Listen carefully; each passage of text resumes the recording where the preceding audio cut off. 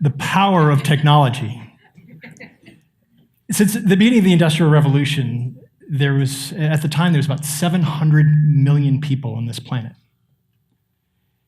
Since that time, we're now approaching about 9 billion people on the planet. So with all this technology and this brain power that we have, we need a radical redesign of civilization in order to accommodate the sheer size of humanity and our capability of both creativity and destruction. So this is one of my favorite photographs. This is, I gave it away. This is one of my favorite photographs. This is actually the Cassini spacecraft, photographed in 2013. And what's extraordinary about this is not just the beautiful rings of Saturn, but if you take a look, there's over there in the corner is the pale blue dot that Carl Sagan told us about. That's Earth. That's every act of violence, every act of kindness, every human breath ever taken. Every crayon jammed into a 3-year-old's ear has happened on that pale blue dot. So, and if you take a look, if we zoom in, get a little perspective here, there's Ann Arbor, and if you look just east, there's the Ark. So, when we started, we had these really simple tools for Homo sapiens at the dawn of man. Because as weak, naked apes, we needed these tools in order to craft our own habitat. We didn't have the tools that evolved over hundreds of millions of years that other species had the pleasure of owning. We didn't have fierce teeth. We didn't have great speed. We didn't have great strength. We didn't even have hair on our bodies to keep us warm. We needed these tools in order to craft all of the things around us. What we had was this 3-pound mass of computational matter, right? And since the 70,000 years since the cognitive revolution began, we found all kinds of creative ways to use this brain to manipulate the things around us, to feed us, to clothe us, to build our societies. So this is a slide that I put together quickly before a talk that I gave in Verona, Italy. And I was fascinated by Verona. It was absolutely gorgeous. Anybody who walks through the streets on this ground level sees the beauty and experiences that is this organic organism of a city. And so I quickly put together next to a leaf structure. And just before the talk, I realized that was not Verona, that's Venice. But the point is the same anyway. If you take a look at this, the longer you look at it, the more fascinating it is. That our cities, every city pre-industrial, you could place next to this map. I've done the same thing with Paris. Parts of old Detroit before the Industrial Revolution were crafted the same way. They went with the land. They could only be designed from Google Street View. If you picked up a rock, you had to work with the land, and it could only be moved as far as you as a human being or your horse could get it there. That was it. We didn't have balloons to go ahead and see that landscape. We had to work on an adjacent level in the same way that the biological and the physical world works, because we were completely part of that. But since then, we've severed that fractal relationship. So the standard development model that we developed since then, now that we have cranes and bulldozers, is deeply, deeply flawed.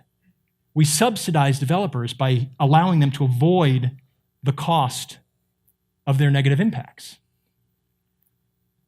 As a community, we end up paying that price for our polluted water and our polluted air, for our degraded social systems and the impact that it has on our mental health when we design like this, for the increased carbon emissions that every building, including this one right now, somewhere remotely there's some carbon burning just to keep these lights on, and in a fraction of a millisecond, we get light and power from some distant place. We no longer need to be right there to light that fire to get that energy. And it weakens our local ecosystems. There's nothing living in this place. So I want you to close your eyes for a second. If we can dim the house lights too. I want you to close your eyes and imagine yourself in your most favorite place in nature.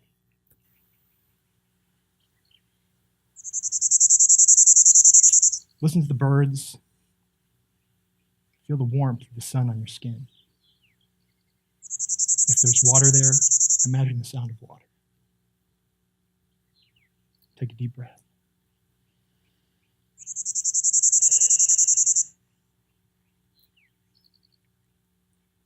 Just by imagining this place, it's likely that your blood pressure has been lowered. We're hardwired to have this affinity to be near living things, the things that are conducive to life. Birds, water. It's called biophilia, and it is literally hardwired into our brains. The bird sound that you heard was actually recorded in 1959. The Macaulay Library at the Cornell Lab for Ornithology was kind enough to let me use that clip. It's in an archive because it's the last clip that we have of the sound of the Bachman warbler. We haven't heard the Bachman warbler, we haven't seen the Bachman warbler since 1988 was the last potential sighting. They're not even sure if it was one then. And it's most likely extinct. And it's sad to think about the death of a bird. It's another thing to really contemplate the death of birth of an entire species. So right now, we're in the middle of the 6th mass extinction, but it's happening at a rate that's 1,000 to 10,000 times greater than the background rate of extinction should be. Since the beginning of Intermitten on Wednesday night, we've lost another 300 species on the planet. And it's because of the way we build. The habitats that we create for ourselves displace the habitats of others. Every living system on Earth is in decline.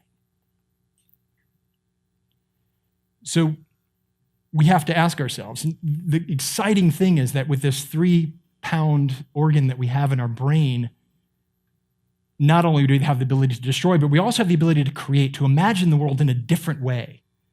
And asks ourselves, how do we design a civilization, as the International Living Future asks, as something that is ecologically restorative, socially just, and culturally rich?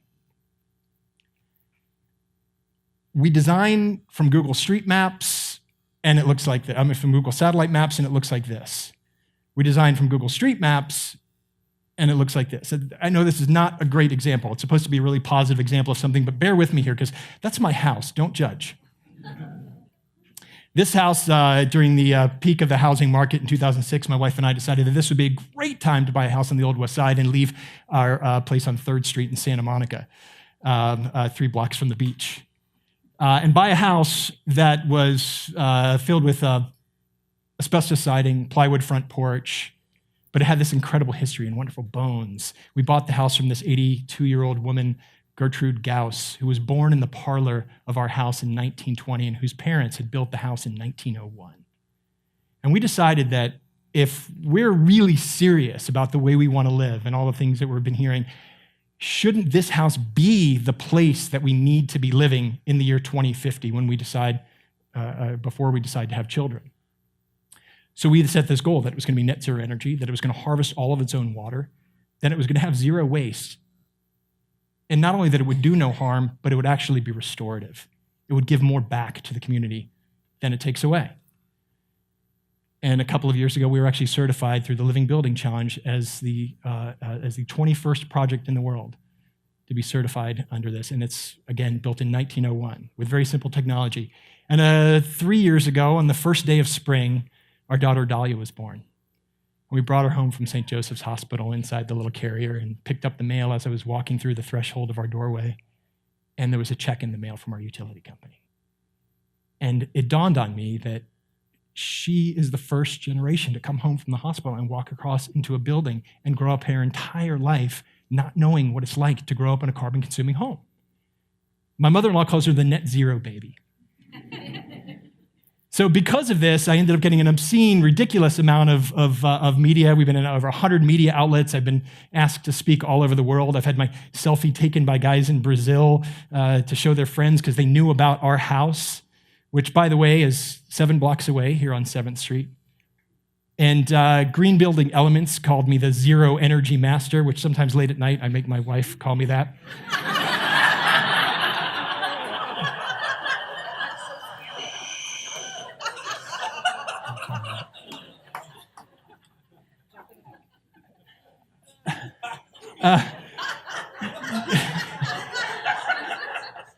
USA Today wasn't nearly as cool. They just called us one of the greenest houses in America, one of the best green homes in America. And the most flattering of all was The Atlantic called us sustainable perfection. I know, see, you're getting, it's like, ooh, yeah, sometimes I get applause for that line, but I got a secret to tell you. It's all bullshit, right? There's no such thing as a sustainable building. There's no such thing as a sustainable anything, all right? We have to feed the life that feeds us. All living things depend on underlying networks. No thing sustains itself alone. So we need a radical paradigm shift that works with those laws of nature. We have to ask this fundamental question: what does good look like? This is a question posed by the International Living Future Institute when you're building new buildings. What does good look like? And the question that I began to ask is, how do we get there? And so about a year ago, last month, actually, I think it was in May, I heard that there was a piece of land, 13 acres, here in Ann Arbor, at the corner of County Farm Park, 13 acres. And then an RFP was going to be going out, a request for proposal, to build some sort of development there. They were going to sell this to a developer. And one of the commissioners approached me and said, hey, you should propose something. It would be great to have something like you talk about there. So I sat down with Yusuf Rabi, who is now our state representative and was county commissioner, and Conan Smith. And different occasions, I asked each one of them, what does good look like? Because I'll tell you what I would like to do. I would like to put together a team to make that place. Would you care? And they said yes, they would care. We'll see, because it's in proposal stage. And this is what we're proposing. Veridian at County Farm. What they were asking for was affordable housing and a couple of other things, but what good looked like was not what they were asking for in the RFP. So what we put together was this incredible team of people from around the country, from biologists, landscape architects. Every design team, by the way, should have a biologist at the table. We partnered with Avalon Housing for affordable housing. A third of the project will be dedicated to supportive, affordable housing. Families making less than $13,000 a year, 30% below the area median income, and with Habitat for Humanity. And the Habitat for Humanity homes, these, by the way, are architect out of Rhode Island. These are actual Habitat for Humanity homes. They should be indistinguishable from the other homes that we're building. And when we talked with Avalon, they talked about how we want this little square over here in the corner. And I said, do you need a square? And because of their various rules, they were asking for the square. I said, why do you want a cluster of poor people in this corner when we're building all these beautiful homes in this neighborhood? Shouldn't you be part of that neighborhood?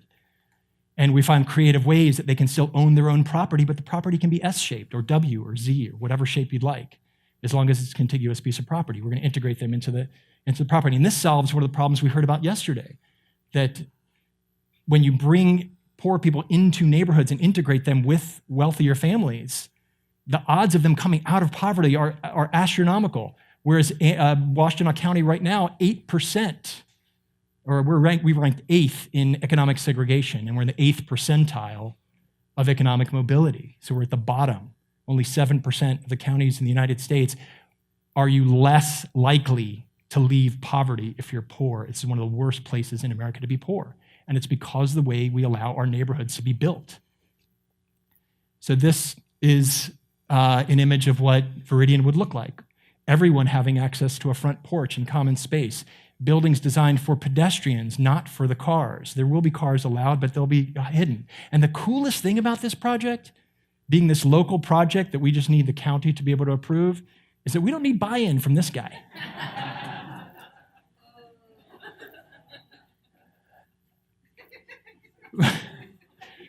So what we have to do is figure out, how do we create the conditions that are conducive to life in everything we design? How do we create the conditions that are conducive to life? So the Living Future Institute asks this simple question using the metaphor of the flower.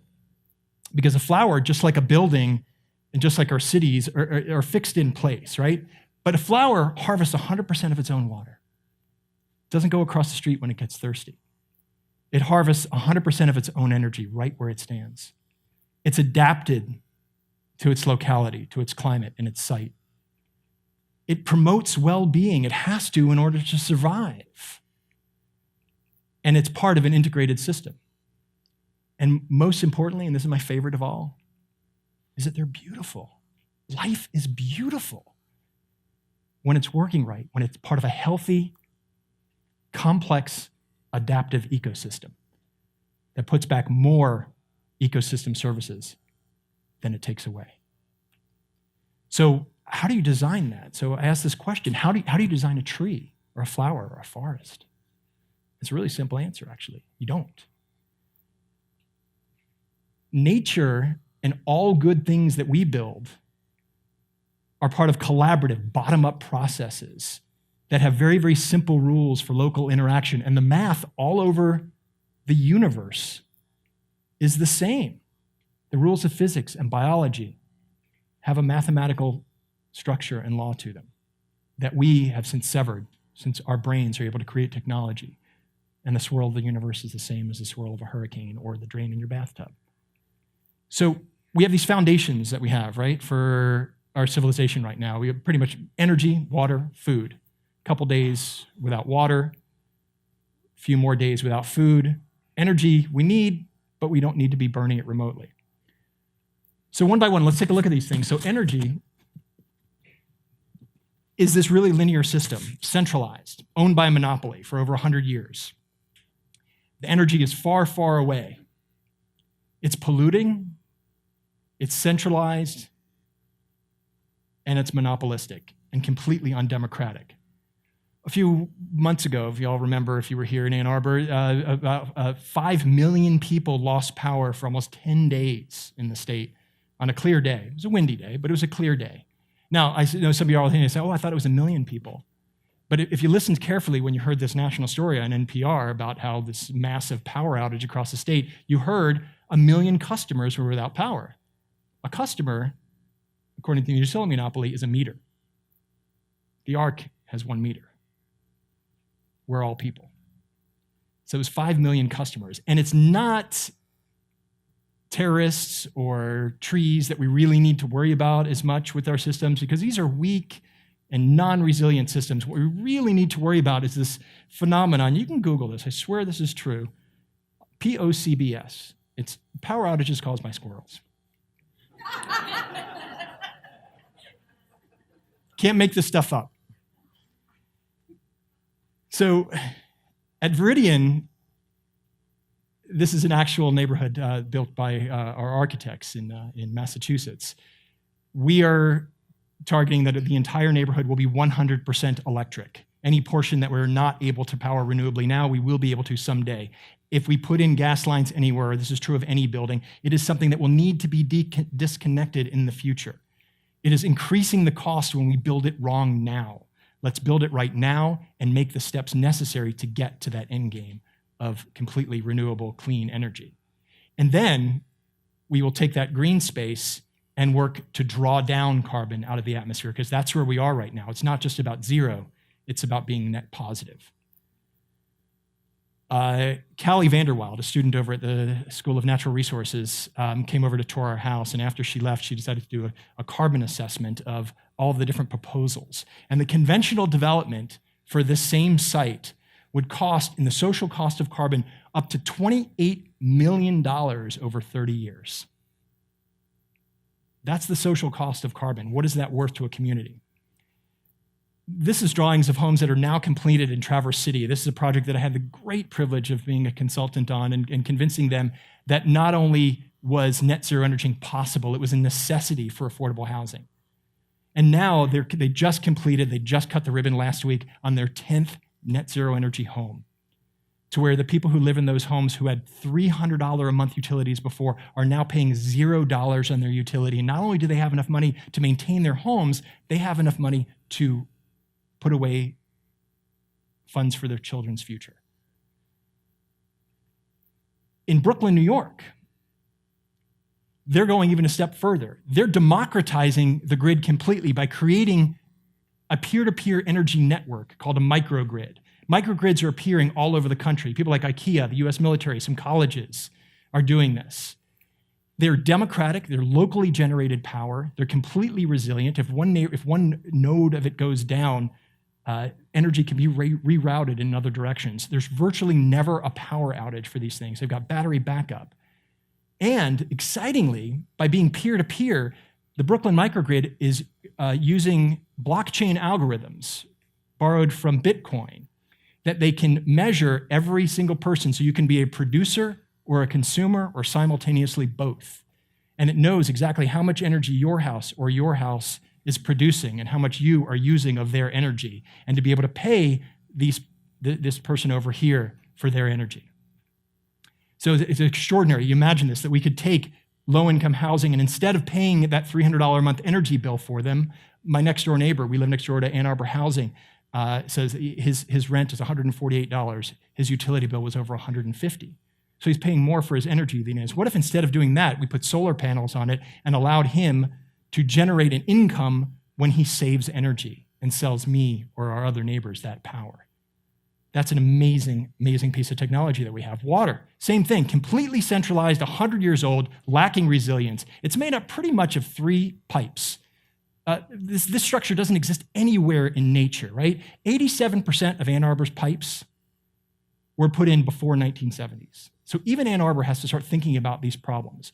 We have one pipe that we bring up from the Huron River. We pipe it uphill using an extraordinary amount of energy. Then we let it run downhill, but we clean it first, and we let it run downhill, and all of that water comes into our house in one pipe, one single pipe, as clean, drinkable water. But then we poop in it, we pee in it, we put our tampons in it, drop crayons and marbles in it, and we flush it down into a second pipe. It's called the sewage pipe. So now, instead of having just a couple of ounces of waste, we've created gallons, 300 gallons per day in most homes of toxic waste. And then we send it down to Getty's, and we dump it there. And if we're lucky, it all makes it there. If we're unlucky, like it's happened a number of times this year, including tens of thousands of gallons into Bird Hills Nature Area, it gets treated and then put back into the river, and we brag that it's cleaner than when it came out of the river. And then we have this tertiary pipe, which does nothing for us. We take rain and we convert it to something apocalyptic called stormwater. Instead of being an asset, we're looking for literally tens of millions of dollars to recreate our stormwater infrastructure with more pipes. And then this is what happens to that stormwater. I particularly love this picture because this is from a couple of years ago here in Ann Arbor, and there's a consumer's energy card, just the irony. And this, we don't really need to talk about much when we have systems that completely lack any resilience. This is Flint, Michigan. And their solution now is to rebuild the pipes. And instead of looking, an ant doesn't realize, hey, how do we build a colony that will, a superorganism that will stretch out across the entire southwestern United States? It doesn't start from that premise. It says, how do we get food to this cluster of ants right here? How do we get water and energy to this cluster of ants? That's the question Flint needs to be asking, not how do we rebuild our system for a population that's shrunk. So to get water to all of those people that are still there, the few people that are remaining, you need to rebuild the system to the size that it was at its peak. That's insane. And Ann Arbor is struggling with these same problems. What if at Veridian, if we didn't build pipes, we built roots? There's no straight pipes in nature, right? We have 60 million miles of plumbing inside of our body. to power us. And it's powered by a single tiny little object the size of your fist that runs on 4 watts of energy with no fossil fuels whatsoever. So at my home, we're working with the College of Engineering, Blue Lab, Better Living Using Engineering, and we've offered our home to Blue Lab to show what's possible using off-the-shelf technology, everything that exists. Can you reconnect the raindrop from the sky to the aquifer below and put us back into the middle of that and borrow that water in between in the same way that the flower does? So just recently, they buried these 2 cisterns, 5,000 gallons in total. We have a filter system that's a typical filter system. It's over at the university in a lab right now, just proving that it works. It's the same kind of system that we have in our centralized plant, but just in a little mini version. It's the supercomputer in your pocket instead of in a giant room. And what's really cool is that every building that is doing this now is doing it in a different way. This is a yoga studio on the Hudson River in Rhinebeck, New York, at the Omega Institute. But the building wasn't built as their yoga studio. It was built as their sewage treatment plant. But it is so beautiful that that's where they have their yoga studio. This building has no sewer pipes. All of its waste is managed using high-level engineering, the latest technology and biology together in order to clean its waste that it becomes nutrients. It becomes positive for the environment around it. And they're growing tropical plants and fruits inside of that building in New York. Our landscaping itself, what we see on the surface is not enough. It's all those microbes in the soil. It's where the soil goes. Over here on the left of the screen, that's turf, about this deep. That's why if it doesn't rain for a week, your lawn starts to turn brown. Prairie grasses, on the other hand, can be 16 feet deep. This is agronomist Jerry Glover demonstrating just one example of prairie plants. There's plants in our yard now that will have roots that can be 16 to 18 feet deep and channel water back into the aquifers. One of the most exciting things we hope to do at Veridian is we're working with the National Wildlife Federation to declare the entire neighborhood as a wildlife habitat. Think about that it's not just a habitat for ourselves, but it's a habitat for all other creatures upon which all of life depends. Our food, talk about centralization. We have all these local schools that are taking food from 3 companies. Our school here, BAW, gets it from Chartwells, which is based in the UK, which gets food from God knows where, wraps it in plastic, and gives it only to the poorest children at school. Anyone else who can afford it brings their own food, probably sourced locally. So we've monocropped virtually everything into our food system and owned by very few people, just like our water and just like our energy system. In Detroit, from 1900 to 1959, you can watch what happens. The brown area is farmland. Where we're producing our food in Detroit got pushed further and further away to the point where it was completely non-local by the 1950s. This was Detroit a couple of years ago. This is Detroit now. Detroit, out of necessity, is not rebuilding its pipes. It didn't invite Farmer John's or whatever that grocery store back into the city. It said, let's grow our own food. So at Veridian, we're looking at doing the landscaping. Here's down here, we've got some garden plots over here on the lower part of the screen. But inside, every piece of landscaping can be something edible. So we're dating 30% of the landscape will be edible landscape. And that is not a tropical fruit. That's a pawpaw tree. That's native to Michigan. It has a shelf life of about 24 hours. So you have to own the tree or go over to Argus Farm Stop in order to eat one. Try it if you haven't. It's amazing. So what we're doing is instead of having a community center, we're creating another Argus Farm Stop called the Farmhouse. The Farmhouse will, like Argus, serve over 177 different farmers, or in return, the farmers will be serving us. And it'll be open to everyone in the community, no matter where you live. You can drive in and buy local produce 7 days a week. The farmers get 80% of that. Last year, Argus Farm Stop gave over $1 million to local farmers for the produce they sold in an area the size of a 2-bay old garage. That's extraordinary. Imagine if there was a farmhouse or an Argus Farm Stop within a half a mile, within walking distance of every home in America. If that was the simple rule for local interaction, how would that change the way we grow and distribute and consume food? But the most important thing, this is a real challenge here, we know what to do. We know about microgrids. Sat down with engineers. Is this hard? Is this an engineering problem? No. Is it affordable? It's cheaper. Is it democratic? Yeah, we can actually make money off of this. Why aren't we doing it? Because the worst thing we've centralized is our decision-making processes, our organizations, our ideas. That's why I was so excited to get invited to come and speak at Intermitten, because that's what this is about. It's about that distribution of ideas, getting it back down to the bottom up, getting it away from this idea that we've got 300 million people in a country that started with the major cities being smaller than Washtenaw County. All of them combined had less population than Washtenaw County has now. We have to rethink, how can we distribute that? How can we get those ideas bubbling up from the bottom? Why is this so important that we get this right now if we know what to do? We know what the science is. Paris, of course, 1.5 degrees was the cap, but that's the target.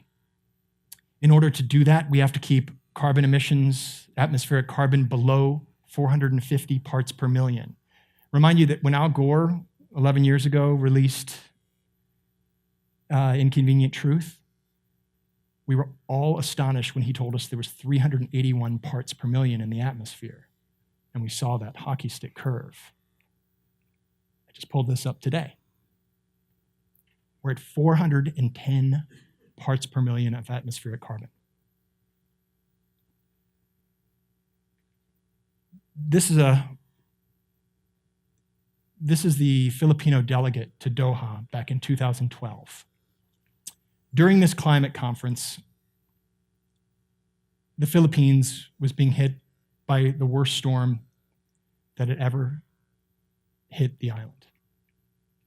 And this is what the Filipino delegate had to say. An important backdrop for my delegation is the profound impacts of climate change that we are already confronting. And as we sit here every single hour, even as we vacillate and procrastinate here, we are suffering. Madam Chair, we have never had a typhoon like Bopa, which has wreaked havoc in a part of the country that has never seen a storm like this in half a century. Finally, Madam Chair, I'm making an urgent appeal, not as a negotiator, not as a leader of my delegation, but as a Filipino. I appeal to the whole world. I appeal to the leaders from all over the world to open our eyes to the stark reality that we face. I appeal to ministers. The outcome of our work is not about what our political masters want. It is about what is demanded of us by 7 billion people. I appeal to all. Please, no more delays, no more excuses. Please let Doha be remembered as the place where we found the political will to turn things around. And as y'all know, Doha was not the place where we found the political will. The following year in Copenhagen, there was another conference where the Philippines was hit by another storm that was worse than Bopa.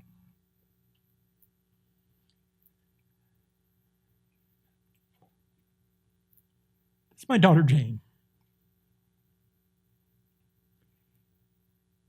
It's not about what our political masters want. It's about what is expected of us, of 7 billion people, of my daughter. She's grown up. She's 8 years old now. This was 3 years ago, again, on the first day of spring. That's our daughter, Dahlia. At the current rate of emissions, we will hit 450 by the time Dahlia is 23 years old, 19 years from now. But here's the exciting thing. The trend is not destiny. Around the world, there are people like you. There are people at the International Living Future Institute, at FLY, that are creating this alternative universe that is absolutely gorgeous. This is the Bullitt Center in Seattle. It's the home of the Bullitt Foundation and the International Living Future Institute. It's in downtown Seattle, Capitol Hill. It harvests 125% of its own energy. It's about the size of the Ann Arbor Courthouse, the new building. 6 stories tall, Class A office building. It harvests all of its water needs and creates it to potable standards inside the building. They have no sewer taps. All waste is treated on site and then taken out as fertilizer.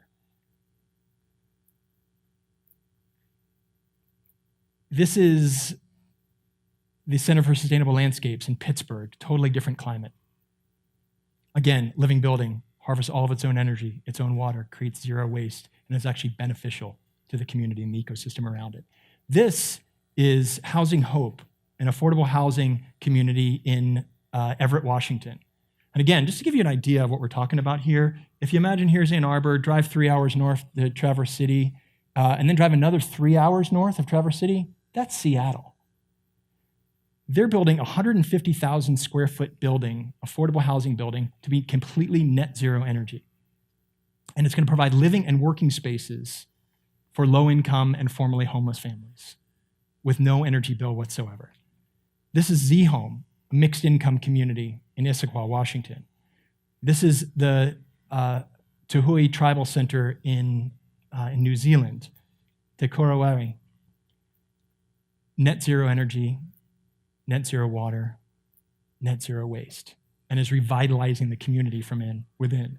This is a planned community for Antioch College in Ohio, just south of here.